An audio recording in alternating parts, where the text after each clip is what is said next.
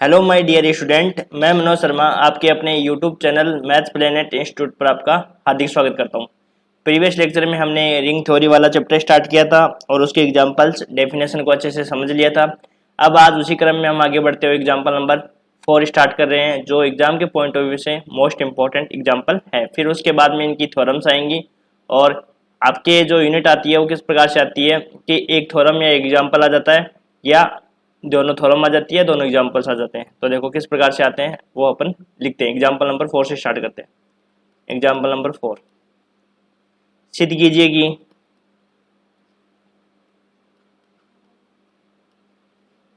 सिद्ध कीजिए कि गाउसीय पूर्णांकों का समुच्चय गाउसीय पूर्णांकों का समुच्चय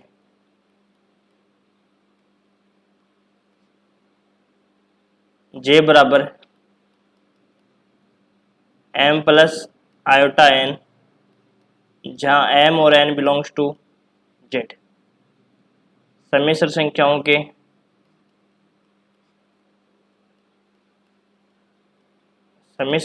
के गुणन, सम्मिश्र संख्याओं के यौगिक और गुणन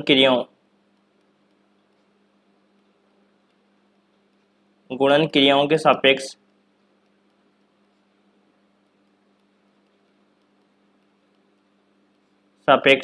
एक वलय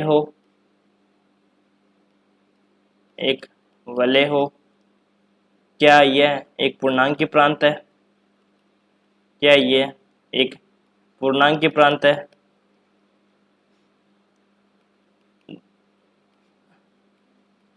और क्या यह एक क्षेत्र है? आपको इतनी बातें सिद्ध करनी है। क्या यह एक क्षेत्र है?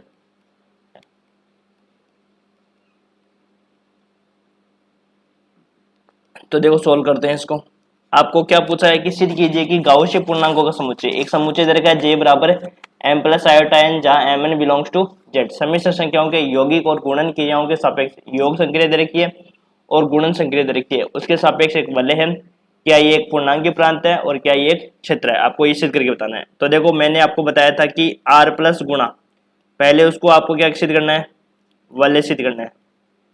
क्या सिद्ध करना है? वलय सिद्ध करना है। ठीक है, तो अब देखो समुच्चय आपको क्या दे रखा है? आर के स्थान पर जे दे रखा है, समुच्चय क्या दे रखा है? जे। तो जे प्लस गुणा को आपको वलय सिद्ध करना है। तो वलय सिद्ध करने के लिए फर्स्ट गुणधर्म आप क्या सिद्ध करोगे बताओ?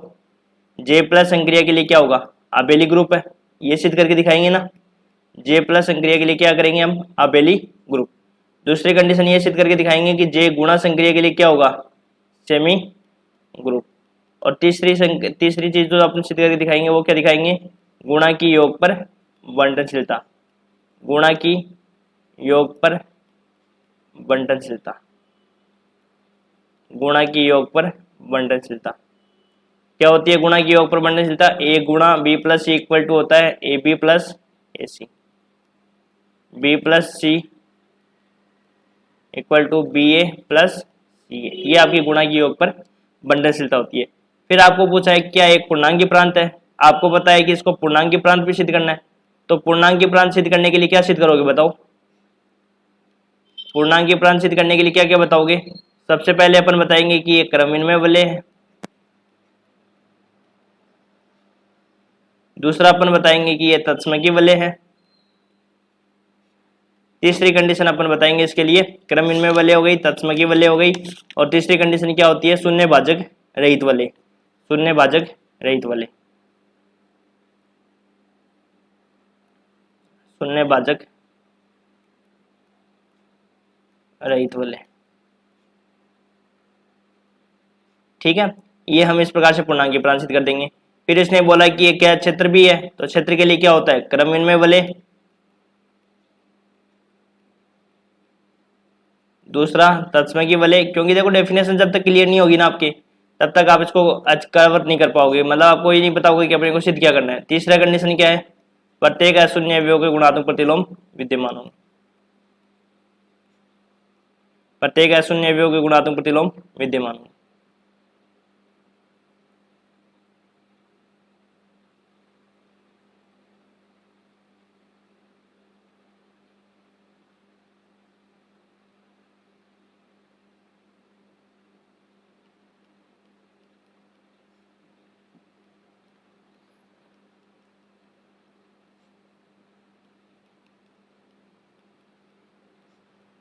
विद्यमान होंगे। अब आपको पता है कि देखो वलय सिद्ध करने के लिए अपने को ये 3 पॉइंट सिद्ध करने होंगे, ठीक है। फिर आपको पूर्णांक की प्रांत सिद्ध करने के लिए 3 पॉइंट सिद्ध करने होंगे, क्षेत्र के लिए आपको ये 3 पॉइंट सिद्ध करने होंगे। लेकिन ये दोनों पॉइंट तो क्या है, दोनों में सेम है। एक के लिए अपन सिद्ध कर देंगे तो दोनों के लिए सिद्ध करने की जरूरत है नहीं। फिर अपन क्या दिखाएंगे, एक तो ये चीज दिखा देंगे और एक ये चीज दिखा देंगे। लेकिन अब देखो समुच्चय दे रखा है अपने को, यदि अवयव देते ना, अवयव देते तो हम क्या करते हैं, एक संक्रिय सारणी से हम सिद्ध कर देते। लास्ट जो एग्जाम्पल हमने देखा था वो उसमें क्या दे रखा था, अवयव दे रखा था। लेकिन अब की बार क्या दे रखा है, समुच्चय दे रखा है। तो समुच्चय को हम किस प्रकार से सिद्ध करेंगे, जैसे हमने ग्रुप थ्योरी के इस प्रकार के एग्जाम्पल देखे थे ना, उसी प्रकार से इनको सिद्ध करना है, ध्यान रखना। अब जो यदि दूसरी यूनिवर्सिटी वाले बच्चे देख रहे हैं जिनके रिंग थ्योरी फर्स्ट पेपर है, तो उनके लिए मैं बता देता हूँ कि आप मेरे पहला दूसरा तीसरा 2-3 लेक्चर आप है ना ग्रुप थ्योरी के वो लेक्चर देखो, जिससे कि आपके कॉन्सेप्ट क्लियर होंगे। क्योंकि देखो जब तक आपको ग्रुप थ्योरी अच्छे से तैयार नहीं होगी, ग्रुप थ्योरी नहीं आएगी, तो आप रिंग थ्योरी नहीं कर पाओगे। क्योंकि रिंग थ्योरी जो होता है कनेक्टेड, वो ग्रुप थ्योरी से ही कनेक्टेड होता है। इसलिए आपके जो फर्स्ट ईयर में, जैसे गंगा सिंह यूनिवर्सिटी में क्या होता है कि फर्स्ट ईयर में ग्रुप थ्योरी आ जाती है और थर्ड ईयर में रिंग थ्योरी आती है, जिसकी वजह से क्या होता है, इनका कॉम्बिनेशन नहीं बैठ पाता। क्योंकि टीचर को क्या होता है कि वापस से फिर ग्रुप थ्योरी की सारी चीजें बतानी पड़ती है। इसलिए क्या होता है कि जो शेखावट यूनिवर्सिटी में जिस प्रकार से ये पेपर दे रखा है, उसमें ये दे रखा है कि आपको सारी चीजें एक साथ दे रखी है, सारी चीजें वो एक साथ दे रखी है कि ग्रुप थ्योरी, उसके बाद में रिंग थ्योरी, जिससे क्या होता है कि चीजें आपस में कनेक्टेड होती है। और आपस में यदि चीजें कनेक्टेड होती है ना, जिससे कि समझने में कोई दिक्कत नहीं आती है। अब यहाँ पे आपके कनेक्टेड तो है नहीं चीजें। अब आपको यदि डायरेक्ट रिंग थ्योरी बताई जाए तो आपको नहीं समझ में आएगा, क्योंकि जब तक आपके ग्रुप थ्योरी के कॉन्सेप्ट अच्छे से क्लियर नहीं होंगे, तब तक आपको अच्छे से क्लियर चीजें नहीं होंगी। इसलिए मैं आपको ये सजेशन दूंगा कि आप मेरे कम से कम ग्रुप थ्योरी के 5 से 7 लेक्चर आप देखें, जिससे कि आपका कॉन्सेप्ट क्लियर हो जाए, फिर जिससे आपको ये चीजें समझ में आ जाएगी। और यदि आपके समझ में आ रही है यहाँ से भी तो कोई दिक्कत नहीं है, जरूरी नहीं है देखने के लिए, ठीक है। तो अब देखो किस प्रकार से सिद्ध करेंगे। देखो हम इसको J बराबर एक समुच्चय दे रखा है M प्लस आयोटा n, जहाँ m n belongs to z, जहाँ m n belongs to z, और संक्रिया क्या दे रखी है, प्लस और गुणा, ठीक है, प्लस और गुणा दे रखी है। अब आपको पहला पॉइंट जो सिद्ध करना है वो क्या सिद्ध करना है, J प्लस संक्रिया के लिए क्या हो, आबेली ग्रुप हो। J प्लस संक्रिया के लिए क्या हो, आबेली ग्रुप। J प्लस संक्रिया के लिए क्या होना चाहिए, आबेली ग्रुप होना चाहिए। तो देखो आबेली ग्रुप कैसे सिद्ध करते हैं, सबसे पहली कंडीशन आपकी सिद्ध करते हैं समर्थता।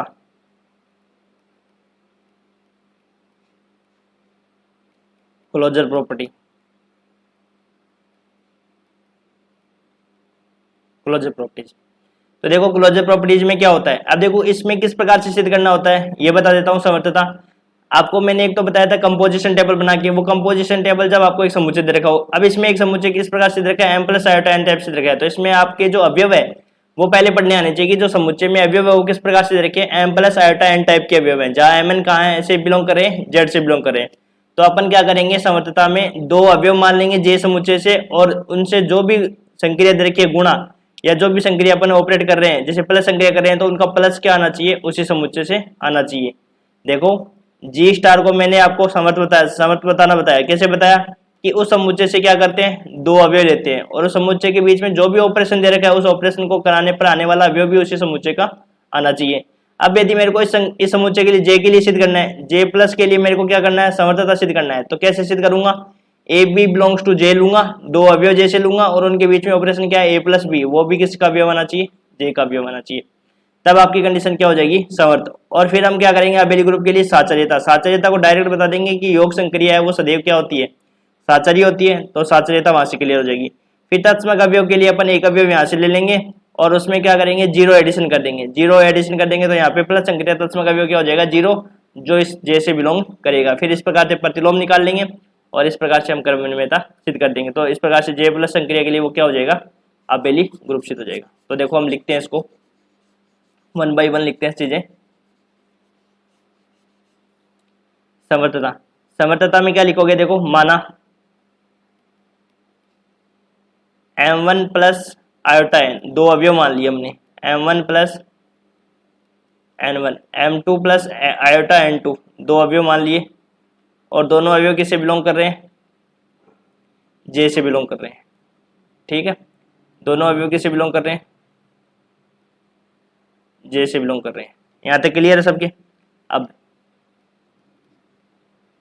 M1 प्लस आयोटाइन, इनके बीच में ऑपरेशन क्या दर का प्लस, तो इन दोनों को जोड़ो और जोड़ने पर आने वाला अवयव भी उसी समुच्चय का आना चाहिए। तो जोड़ेंगे तो क्या आएगा, M1 plus आयोटाइन N1, M2 plus iota N2। अब देखो ये जो समुच्चय द्रव्य है वो किस प्रकार से देखा है, कॉम्प्लेक्स नंबर का समुच्चय द्रव्य है ये। A प्लस आयोटा भी कॉम्प्लेक्स नंबर का ही तो होता है, तो M प्लस आयोटा N, ये तो M तो हो जाएगा इसका वास्तविक भाग और N इसका क्या हो जाएगा, काल्पनिक भाग। तो वास्तविक भागों को वास्तविक भाग से जोड़ दो और काल्पनिक भागों को काल्पनिक भागों से जोड़ दो। M1 plus M2 plus iota N1 plus N2। अब ये अवयव J से बिलोंग करेगा नहीं करेगा, क्यों क्यों करेगा ना, क्योंकि ये अवयव किस ये अवयव जो है वो तो क्या है, ये अवयव तो वास्तविक है और ये अवयव आयोटा के साथ जुड़ा है तो काल्पनिक है।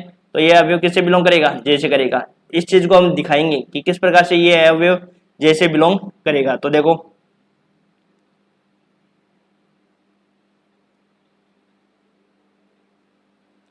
चूंकि M1 यदि Z से बिलोंग कर रहा है, M1 किससे बिलोंग कर रहा है, Z से बिलोंग कर रहा है, और M2 भी किससे बिलोंग कर रहा है, Z से बिलोंग कर रहा है। तो आपको पता है कि जो दो पूर्णांक होते हैं, दो पूर्णांक होते हैं तो पूर्णांकों का योग भी क्या होता है, पूर्णांक ही होता है। पूर्णांकों का योग भी क्या होता है, पूर्णांक ही होता है ना।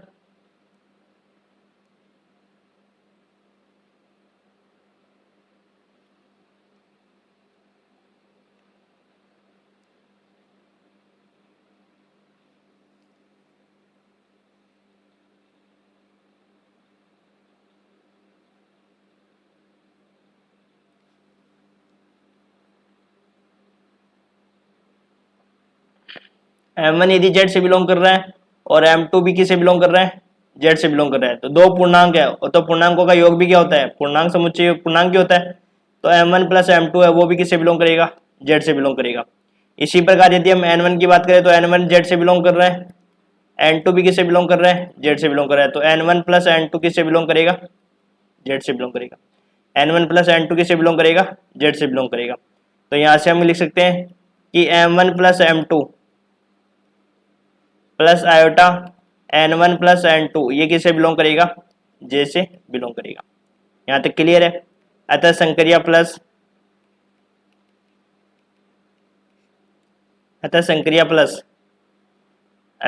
योग समुच्चय J में क्या हो जाएगी, समर्थ हो जाएगी। संक्रिया योग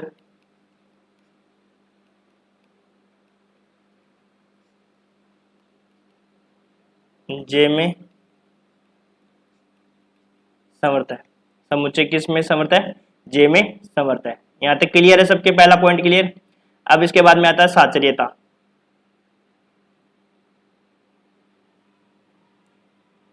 साचर्यता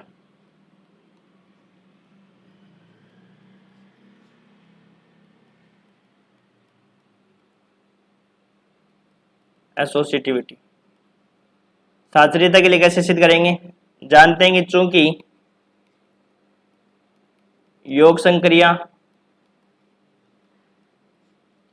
सदैव साचारी होती है ना, प्लस संक्रिया वो सदैव क्या होती है, साचारी होती है। चूंकि योग संक्रिया सदैव साचारी होती है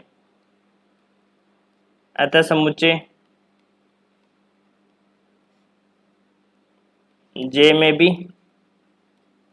साचारी होगी। ये आपकी कंडीशन सेकंड प्रूफ हो गई। फिर थर्ड कंडीशन, तत्समक अवयव का अस्तित्व है।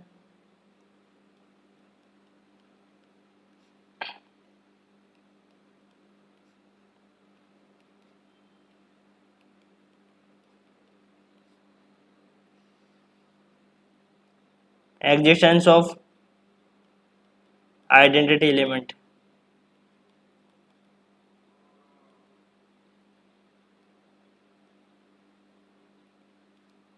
आइडेंटिटी एलिमेंट के लिए क्या होगा, देखो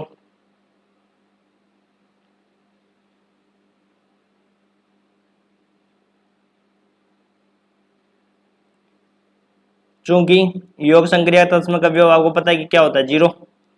चूंकि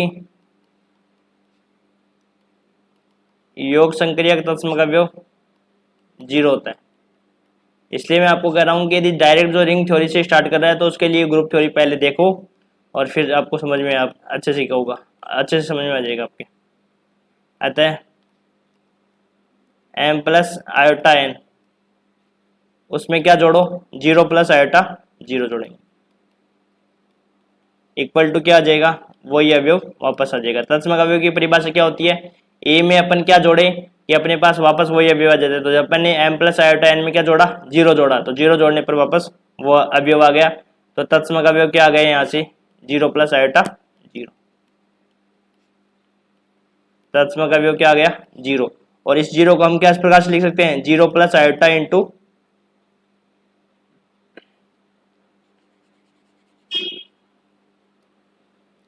0 प्लस आयोटा इंटू 0। और ये किससे बिलोंग करेगा, जे से। मैंने बताया था कि जो तत्समक अवयव विद्यमान होगा वो तत्समक अवयव समुच्चय से भी विद्यमान होना चाहिए। तो जो 0 अपने पास तत्समक अवयव आया है वो किस प्रकार का अवयव है, 0 प्लस आयोटा 0 अवयव ही है ना। तो इस प्रकार से हम इसको लिख सकते हैं, तो ये बिलोंग्स टू जे हो जाएगा। ठीक है, क्योंकि अपने पास जो समुच्चय वो किस प्रकार का अवयव रखे हैं, M plus iota N type के अवयव रखे हैं। तो जो 0 है उसको हमने क्या लिख दिया, 0 प्लस आयोटा 0 की फॉर्म में लिख दिया। अतः समुच्चय जे में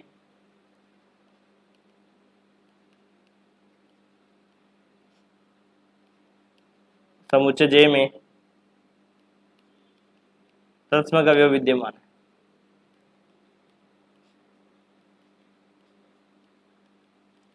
ये आपकी कंडीशन हो गई थर्ड फुलफिल। फिर उसके बाद में आता है प्रतिलोम अवयव का अस्तित्व है।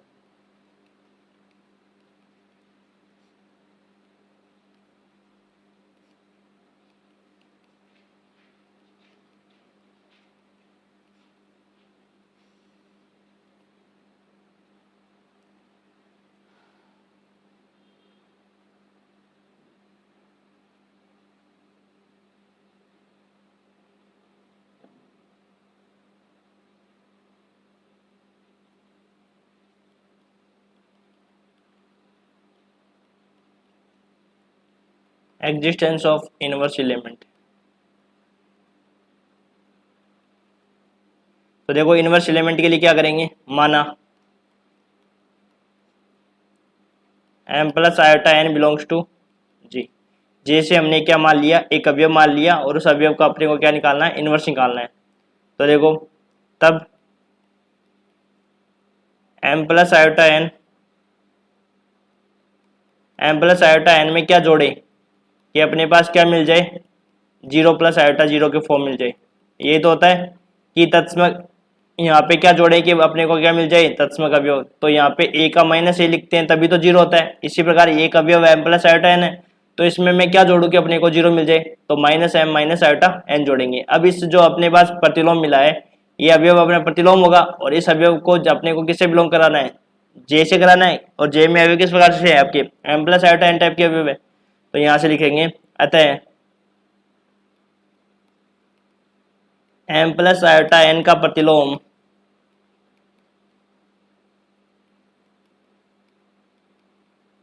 अपने को पता है कि जो भी प्रतिलोम आता है उसको अपने समुच्चय से भी बिलोंग कराना होता है। तो minus m minus iota n है। ठीक है, ये इसका क्या हो गया, प्रतिलोम हो गया।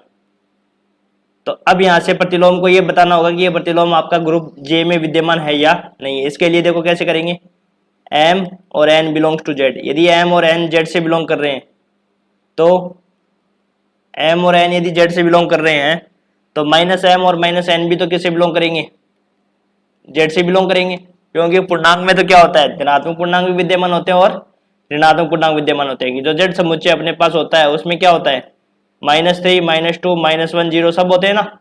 तो सारे धनात्मक सारे ऋणात्मक यहाँ पे पूर्णांक विद्यमान होते हैं। इसका मतलब हो गया कि एम एन, और यदि एम एन जेड से बिलोंग करेगा तो माइनस एम और माइनस एन भी किससे बिलोंग करेगा, जेड से बिलोंग करेगा।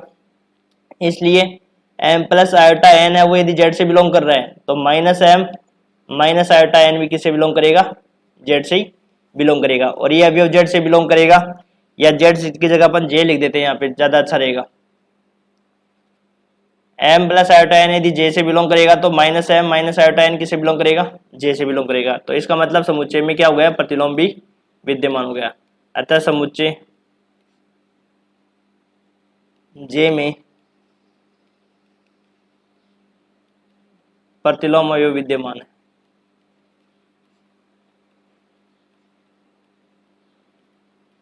प्रतिलोम अवयव विद्यमान है। फिर पांचवी कंडीशन आती है क्रमहीनता।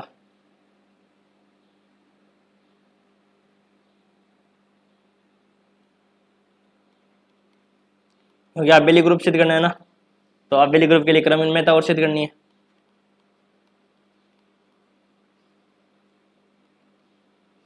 क्रमहीनता के लिए देखो, चूंकि योग संक्रिया सदैव क्रमहीन में होती है,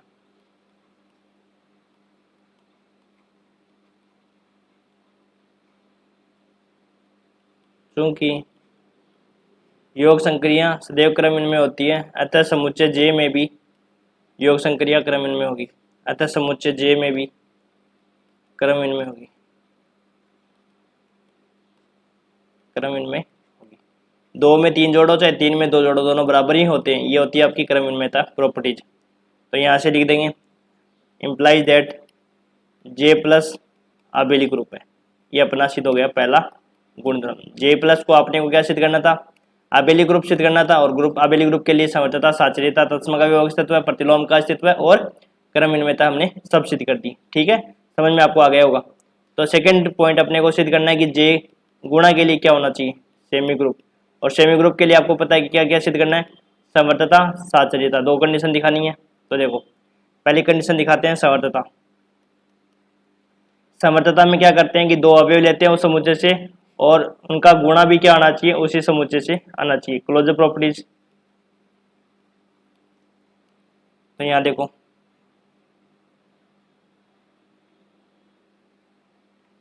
तो इसमें माना m1 प्लस आयोटा n1, एक अवयव ये मान लिया, और एक अवयव अपने क्या मान लिया, m2 प्लस आयोटा n2, ये अवयव मान लिया अपने जे से बिलोंग कर रहा है। ठीक है, तब अपने को क्या करना है, इन दोनों को गुणा करना है। m1 प्लस आयोटा n1 गुणा m2 plus iota n2 equal to क्या हो जाएगा, गुणा करो m1 m2 plus iota m1 n2 plus iota n1 m2 minus iota को गुणा करेंगे तो माइनस n1 n2। अब वास्तविक भाग को अलग कर लो और काल्पनिक भाग को अलग कर लो। m1 m2 minus n1 n2 plus iota m1 n2 plus n1 m2, ये अवयव जे से बिलोंग करना चाहिए। तो डायरेक्ट अपने को पता भी चल रहा है कि ये अवयव का वास्तविक भाग और ये भाग आयोटा के साथ जुड़ा हुआ है, तो अवयव से जे से जुड़ा ही रहेगा। लेकिन इसको अपने को क्या दिखाना होता है, अलजेब्रा में एग्जामिनर को तो दिखाना होता है, इसलिए एग्जामिनर को दिखाने के लिए हम क्या करेंगे, देखो m1 m2 यदि जेड से बिलोंग करेंगे, m1 m2 यदि जेड से बिलोंग करेंगे, m1 m2 यदि जेड से बिलोंग करेंगे, तो m1 m2 किससे बिलोंग करेंगे, जेड से करेंगे। 2 अवयव ले लिए और दोनों का मल्टीप्लाई करें तो वो अवयव भी तो जेड से बिलोंग करेगा। जैसे 2 और 3 ले लिया जेड से, तो 2 × 3 करेंगे तो वो भी जेड से बिलोंग करेगा, 6 भी तो जेड से बिलोंग करेगा। इसी प्रकार n1 n2 ये जेड से बिलोंग करेगा, तो इन दोनों का मल्टीप्लाई भी तो जेड से ही बिलोंग करेगा ना। तो 3 और 4 ले लिया तो 4 3 12 होता है, 12 भी जेड से बिलोंग करेगा। तो यहाँ से हम क्या लिख सकते हैं, m1 m2 और माइनस n1 n2। यदि मान लो यहाँ पे m1 m2 जेड से बिलोंग कर रहे हैं, यहाँ पे मल्टीप्लाई होगा, ध्यान रखना ये कॉमन ही आएगी, m1 m2। ठीक है, इसका मान लो 4 है, इसका मान लो 3 है, तो m1 m2 minus n1 n2 करेंगे तो वो भी अवयव किसका ही आएगा, जेड से ही आएगा। और यहाँ से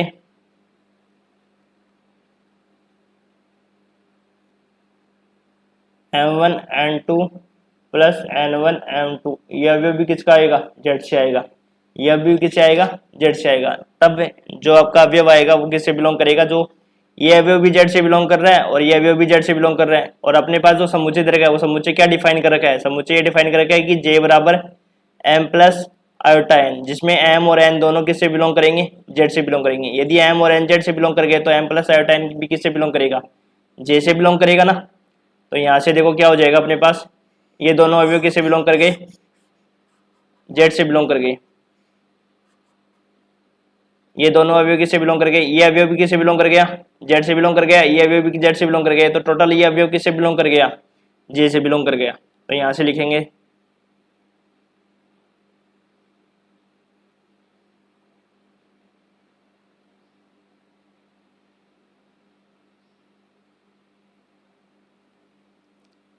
implies that m1 m2 minus n1 n2 plus iota m1 n2 plus n1 m2, ये अवयव किससे बिलोंग करेगा, जे से बिलोंग करेगा। अतः समुच्चय जे में गुणन संक्रिया समर्थ है। अतः जे में गुणन संक्रिया क्या है, समर्थ है। अतः जे में क्या है, गुणन संक्रिया समर्थ है। दूसरी कंडीशन साचर्यता।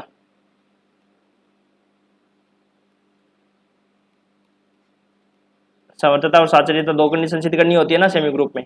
तो साचर्यता तो आप बता सकते हो डायरेक्ट कि गुणन संक्रिया सदैव साचार्य होती है, गुणन संक्रिया सदैव साचार्य होती है। अतः समुच्चय जे में भी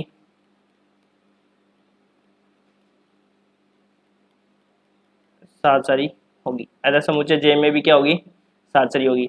तो यहाँ से हम लिख देंगे इम्प्लाइज दैट जे गुणा संक्रिया के लिए क्या बनाता है, सेमी ग्रुप बनाता है। जे गुणा संक्रिया के लिए क्या बनाता है, सेमी ग्रुप बनाता है।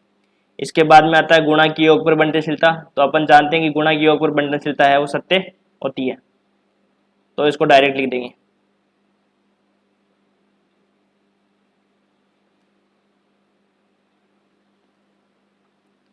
थर्ड कंडीशन गुणा के योग पर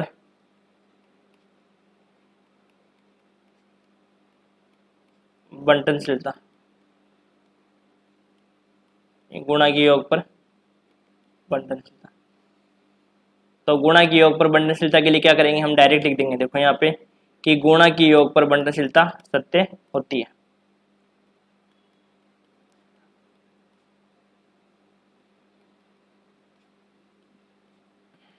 डिस्ट्रीब्यूशन लॉ है वो ट्रू होता है कॉम्प्लेक्स नंबर में, ठीक है। चौथी कंडीशन, अब ये तो क्या हो गया, वलय हो गई, ये तो क्या हो गई, वलय हो गई। अतः आर प्लस, सॉरी आर नहीं है, जे है ना यहाँ पे, तो जे प्लस गुणा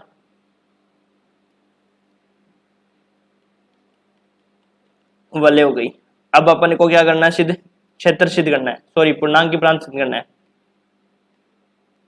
अब पूर्णांक की प्रांत के लिए क्या कंडीशन सिद्ध करनी है बताओ। पूर्णांक की प्रांत के लिए क्रमइनमय वलय बतानी है, तत्सम वलय बतानी है और शून्य भाजक रहित वलय बतानी है। तो अब चौथे गुणधर्म को हम सिद्ध करते हैं, चौथे पांचवें छठे, और फिर हम इस प्रकार से सारे को गुणधर्म फिर क्षेत्र वाले के करेंगे। चौथा गुणधर्म क्या है, क्रम विनिमय वलय। अब क्रम विनिमय वलय की क्या डेफिनेशन होती है कि उसमें गुणा संक्रिया है वो क्रम विनिमय होनी चाहिए। गुणा संक्रिया क्या होनी चाहिए, क्रम विनिमय होनी चाहिए। तो आप जानते हो कि गुणन संक्रिया है वो सदैव क्रम विनिमय होती है। दो में तीन जोड़ो चाहे नहीं, सॉरी दो में तीन गुणा करो चाहे तीन में दो गुणा करो तो बराबर ही होते हैं। तो यहां से लिख देंगे चूंकि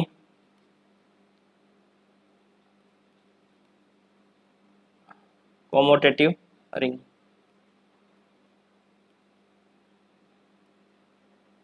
चूंकि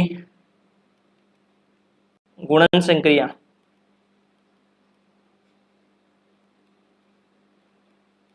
सदैव क्रम विनिमय होती है, चूंकि गुणन संक्रिया है वो सदैव क्रम विनिमय होती है, अतः यह क्रम विनिमय वलय होगी। ये आपकी होगी क्रम विनिमय वलय की। इसके बाद में आता है तत्समक अवयव, तत्समक की वलय। और तत्समक की वलय के लिए क्या होता है कि गुणा संक्रिया का तत्समक अवयव उसमें विद्यमान होना चाहिए।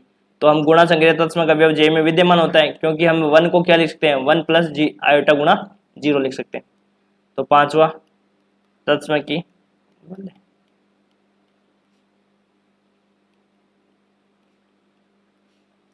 तो तत्सम के बदले में क्या लिखोगे, चूंकि पूर्णांक के समुच्चय में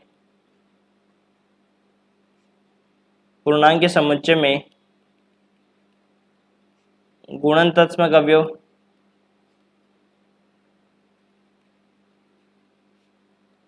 पूर्णांक के समुच्चय में गुणन तत्समक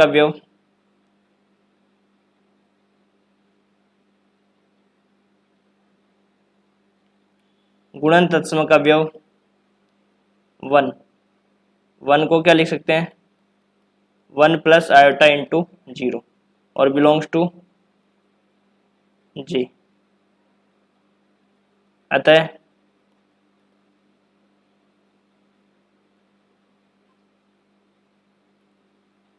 अतः समुच्चय जे तत्सम की वलय।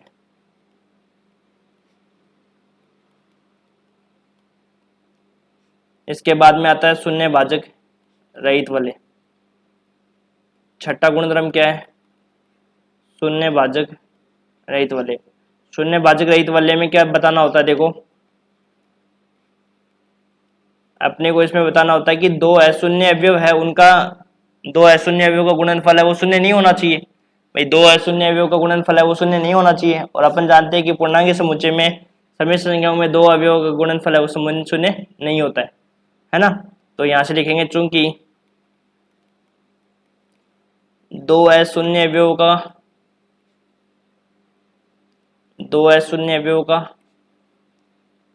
दो अशून्य समिश्र संख्याओं का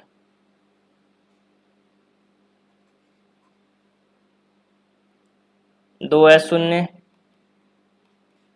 समिश्र संख्याओं का गुणनफल शून्य नहीं है। तो जो अवयव लेते हैं उन अवयवों का गुणनफल शून्य नहीं होना चाहिए। चूंकि दो अशून्य समिश्र संख्याओं का गुणनफल शून्य नहीं होना चाहिए, नहीं होता है, गुणनफल शून्य नहीं होता है, इसलिए क्या हो जाएगी वो शून्य भाजक रहित वलय, शून्य नहीं होता है, इसलिए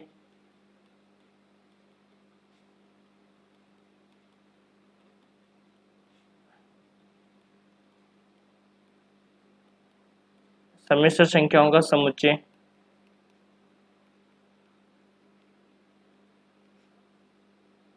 शून्य भाजक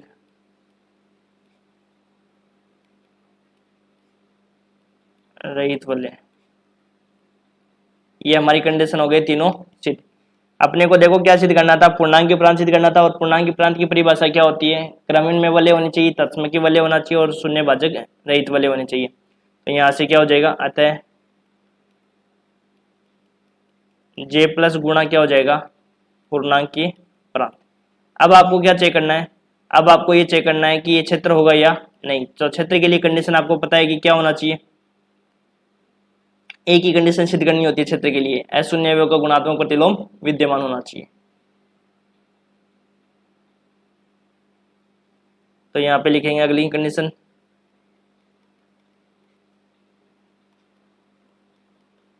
क्षेत्र। अब फील्ड को बताना है, तो फील्ड में क्रम इनमें वलय और तत्सम की वलय तो बताने की जरूरत है नहीं, क्योंकि वो हमने ऊपर बता दिया। हमें सिर्फ कंडीशन एक बतानी है इसमें, वो भी क्या, प्रत्येक अशून्य अवयव का गुणात्मक प्रतिलोम अवयव। तो हमें क्या लेंगे, एक अवयव लेंगे, माना x प्लस आयोटा वाई, एक अवयव ले लिया जो किसके बराबर नहीं है, 0 के बराबर नहीं है, जो किसके बराबर नहीं है, 0 के बराबर नहीं है। एक अपने अशून्य अवयव ले लिया, और अशून्य अवयव का मतलब होता है कि जो 0 के बराबर नहीं होता है, ठीक है। अब इसका अपने को क्या निकालना है, गुणात्मक प्रतिलोम। तो आपने छोटी क्लास में गुणात्मक प्रतिलोम निकाले होंगे, कैसे निकाला होगा, 1/x minus x plus iota Y करके, ये तो क्या होगा ना, 1/x प्लस आयोटा वाई करके।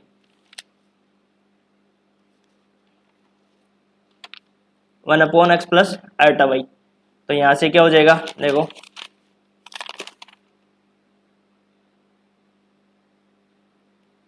अब ये देखो 1/x प्लस आयोटा वाई, ऊपर नीचे किससे गुणा कर देंगे, x माइनस आयोटा वाई से, यही तो होता है।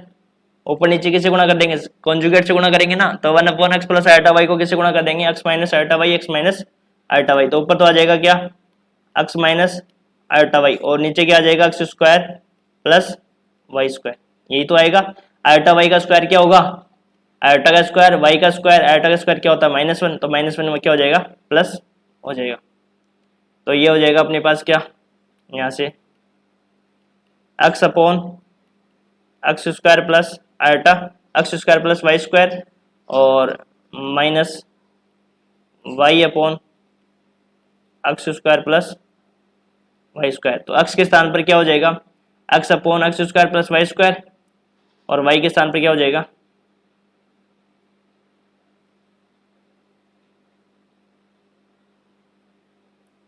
या ए प्लस आयोटा भी मान लो, एक ही बात है,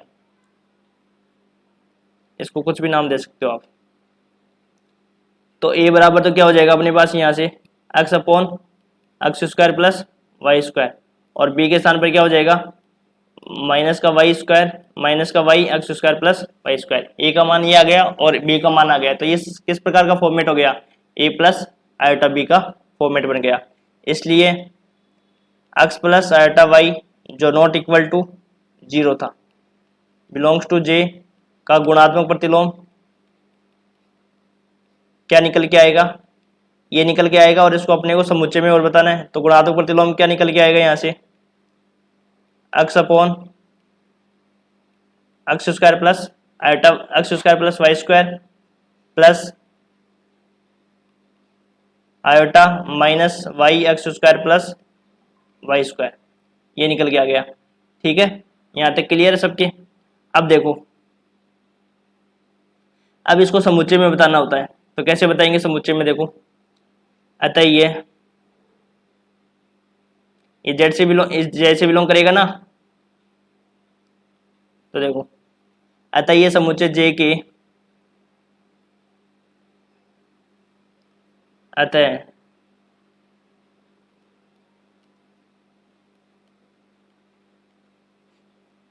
समुच्चय जे के प्रत्येक अशून्य अवयव का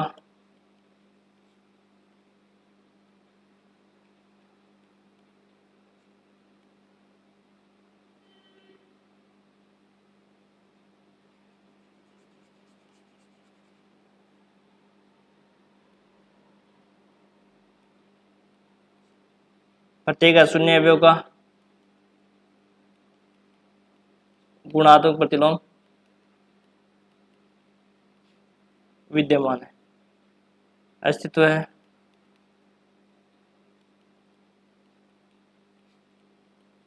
अब भी देखो ये जे, ये क्या करेगा कि प्रत्येक अशून्य गुणात्मक प्रतिलोम का अस्तित्व है, मतलब ये कि एग्जिस्ट तो करेगा बट वो जे में नहीं है।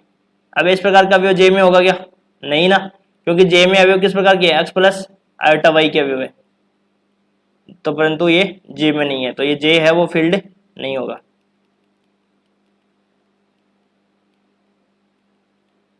जे क्षेत्र नहीं है। तो देखो एक बार वापस से मैं इसको पूरा बता देता हूं अच्छे से, जैसे कि आपको पूरा अच्छे से क्लियर हो जाए।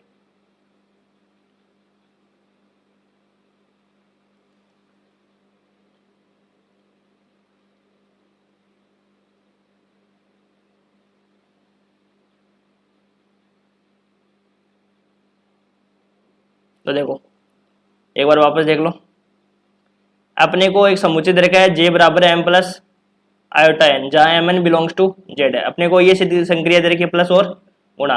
तो सबसे पहले हम क्या, इससे हमें क्या सिद्ध करना है, एक वलय सिद्ध करना है। तो वलय के लिए आपको सिद्ध क्या करना है, जे प्लस संक्रिया के लिए आबेली ग्रुप सिद्ध करना है, और फिर जे गुणा संक्रिया के लिए आपको सेमी ग्रुप सिद्ध करना है, और फिर आपको सिद्ध क्या करना है, गुणा के योग पर बंधनशीलता।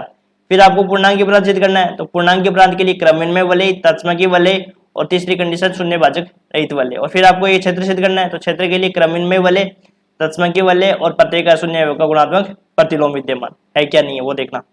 तो सबसे पहले हमने क्या लिया, जे प्लस संक्रिया के लिए आबेली ग्रुप ले लिया। तो आबेली ग्रुप कैसे सिद्ध करेंगे, दो अवयव जैसे लेंगे और दोनों का योग करेंगे, और योग करने पर आने वाला अवयव भी उसी समुच्चय का आना चाहिए।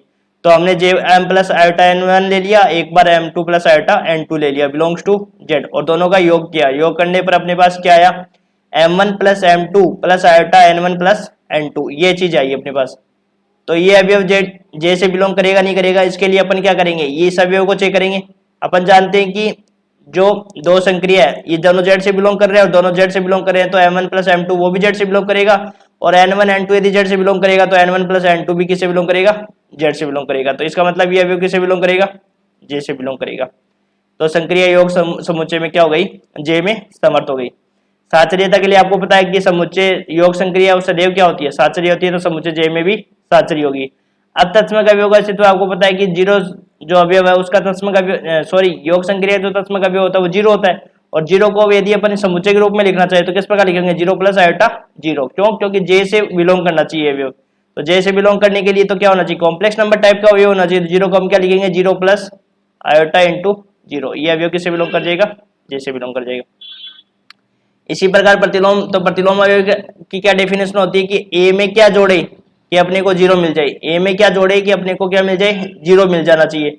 तो अपने को पता है कि m प्लस आयोटा n एक अवयव है, तो minus m minus iota n जोड़ेंगे तो अपने पास क्या मिल जाएगा, जीरो मिल जाएगा। और अपने को ये और सिद्ध करना है कि जो प्रतिलोम अपन ने निकाला है वो अवयव जे से बिलोंग करेगा या नहीं करेगा। अब अपने पास देखो जे में कौन से अवयव है, पूर्णांक टाइप के अवयव है, पूर्णांक में तो पॉजिटिव भी आते हैं और नेगेटिव भी आते हैं। यदि m है वो z से बिलोंग करेगा तो माइनस m भी तो z से बिलोंग करेगा, और n यदि z से बिलोंग करेगा तो माइनस n भी किससे बिलोंग करेगा, z से बिलोंग करेगा। तो यहाँ से हमें क्या दिखा देंगे कि माइनस m प्लस n ये सारे किससे बिलोंग करेंगे, z से बिलोंग करेंगे। तो प्रतिलोम अवयव का अस्तित्व हो गया। ठीक है, इसके बाद में अपने को दिखाता था क्रमविनिमयता। क्रमविनिमयता आपको जानते हैं कि योग संक्रिया क्या होती है, सदैव क्रमविनिमय होती है, तो समुच्चय जे में भी क्रमविनिमय होगी। फिर इस प्रकार से हम क्या दिखाएंगे, सेमी ग्रुप। सेमी ग्रुप के लिए समर्थता सिद्ध करेंगे, और समर्थता कैसे सिद्ध करेंगे, दो अवयव मानेंगे और दोनों अवयव का गुणा करेंगे, गुणा करने पर आने वाला अवयव भी उसी समुच्चय का आना चाहिए। फिर इसमें क्या करेंगे, साचर्यता। साचर्यता तो आपको पता है डायरेक्ट सिद्ध कर सकते हो कि गुणा संक्रिया है वो सदैव क्या होती है, साचर्य होती है, तो समुच्चय जे में भी क्या हो जाएगी, साचर्य। अब अपन बताएंगे गुणा की योग पर बंटनशीलता। तो गुणा की योग पर बंटनशीलता वैसे ही सत्य होती है, कॉम्प्लेक्स नंबर में सत्य होती है ना गुणा की योग पर बंटनशीलता, तो ये अपनी क्या हो गई, वलय बन गई। अब अपने को सिद्ध करना है कि क्या, पूर्णांक के प्रांत। तो पूर्णांक के प्रांत के लिए क्रमविनिमय वलय, तत्समकी वलय और शून्यवाचक रहित वलय। क्रमविनिमय वलय अपन जानते हैं कि गुणा संक्रिया क्या होती है, सदैव क्रमविनिमय होती है, तो क्रमविनिमय वलय हो गई। तत्समकी वलय में क्या होता है कि गुणा संक्रिया तत्समक अवयव विद्यमान होना चाहिए, तो वन को अपन क्या लिख सकते हैं, one plus iota into zero, तो ये जे जे से बिलोंग कर जाएगा। तो समुच्चय जे भी क्या हो जाएगा आपका, तत्समकी वलय हो जाएगा। अब शून्यवाचक रहित वलय में क्या कैसे सिद्ध करते हैं, शून्यवाचक रहित वलय के लिए अपन को ये दिखाना होता है कि जो दो अशून्य सम्मिश्र संख्या है उनका गुणनफल शून्य नहीं होता है, शून्य नहीं होना चाहिए, इसलिए सम्मिश्र संख्या का समुच्चय भी क्या होता है, शून्यवाचक रहित वलय।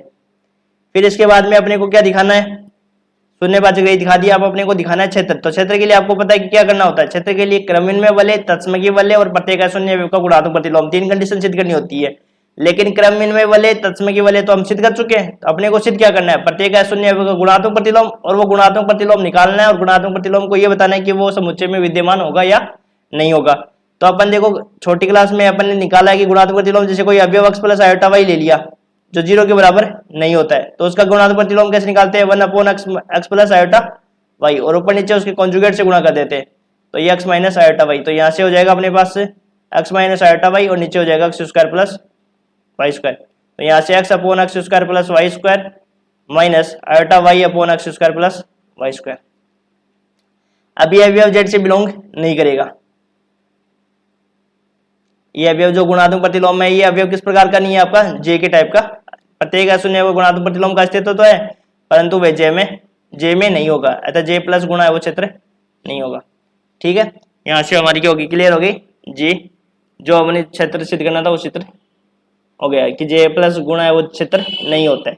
ठीक है, अब अगला एग्जाम्पल है, क्योंकि इसके एग्जाम्पल तो बड़े बड़े हैं और एक वीडियो में एक एग्जाम्पल कराने का मतलब है कि आपको अच्छे से वो एग्जाम्पल समझ में आ जाए। अगले लेक्चर में एक और एग्जाम्पल करेंगे, और इस प्रकार से फिर एक अगला लेक्चर ओवर होगा एग्जाम्पल का, उसके बाद में अपने एग्जाम्पल कंप्लीट, और उसके बाद में थ्योरम्स स्टार्ट होगी, और थ्योरम को भी अपन 1 बाय 1 थ्योरम ही करेंगे, क्योंकि ज्यादा थ्योरम करोगे एक साथ तो समझ में आपको नहीं आएगी।